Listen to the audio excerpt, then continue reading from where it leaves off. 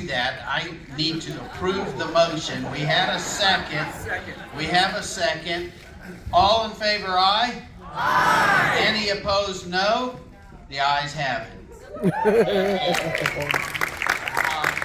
I want to thank Sarah Mays. Thank you, Sarah.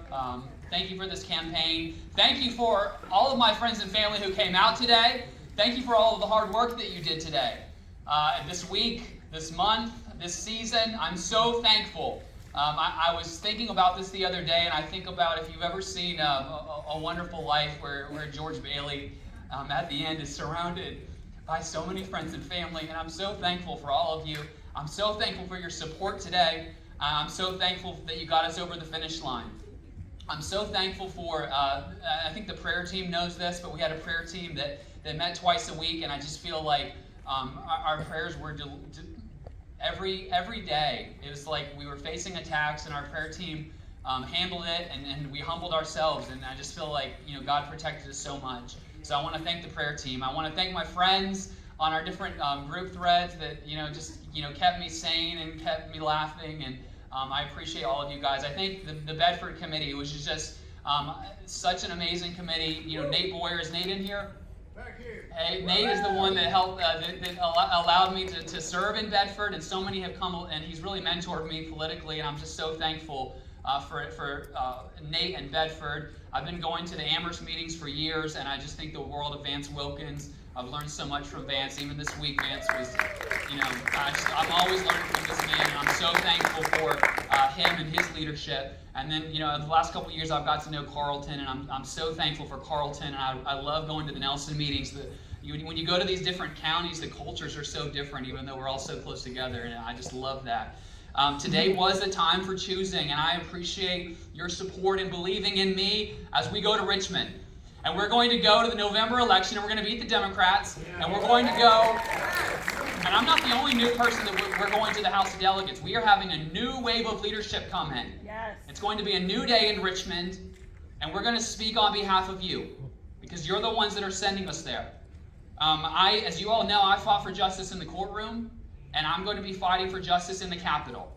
I'm going to be fighting for the issues that we care about. And I ran on election integrity. Our elections have become a disaster. We have to fight to clean that up. I'm going to fight for life. The overturning of Roe gives us an opportunity. And it's more than just like a political issue, right? This is the abortion issue. It really reflects who we are as a nation, who we are as a people, who God views us as. We have to put forward a positive vision to fight for life.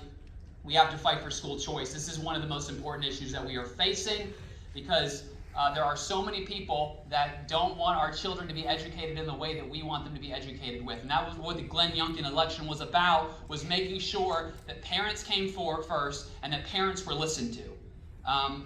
Second Amendment rights, guys, this is the amendment that matters. It's so important to me. If you remember during the lockdowns in Australia, people were having to go around and pretend like they had a liquid in their cups so the police wouldn't make them put a mask on in the park. The reason that we don't face the tyranny here at home that they face overseas is because we have a Second Amendment that keeps the government at bay. This is one of the most important things that we have in our laws. We're going to continue to fight for that and to protect that. Our government in Richmond during the COVID lockdowns forgot that they governed with the consent of the governed.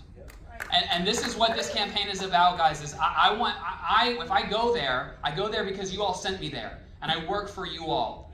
And our leaders are supposed to be servants. They're not supposed to be people that impose their will upon us. They're supposed to be people that listen to the ones that sent them there. And that's what our campaign represents when we go to Richmond. I'm not going to thank people by name because I know we need to get out of here, but I will do that at a later day because I think that's really important. I didn't get to go into all of my comments earlier, but I have this burden for our nation, and I really think that our state capitals are going to be the ones, the places where we fight back against the federal government, where we say enough is enough. And Jason Meyer, as the Attorney General, came to Amherst last week at Vance's fundraiser, and he talked about this. If we're going to stand up to Richmond, yes, it's great when the House does that, right? They're doing that in Washington right now. but it is going to be in Richmond where we stand up and we push back against Washington, and that's what this is about for me. And so I love that when Churchill is talking about defending the realm in that speech, he says we must outlive the menace of tyranny. And that's what I feel like we're facing both from Washington, and that's what we faced from the governor's mansion before we elected Youngkin. And so it's so important that we send the right people there. Thank you, thank you, thank you, thank you. And I can't wait to work with you, and let's win in November.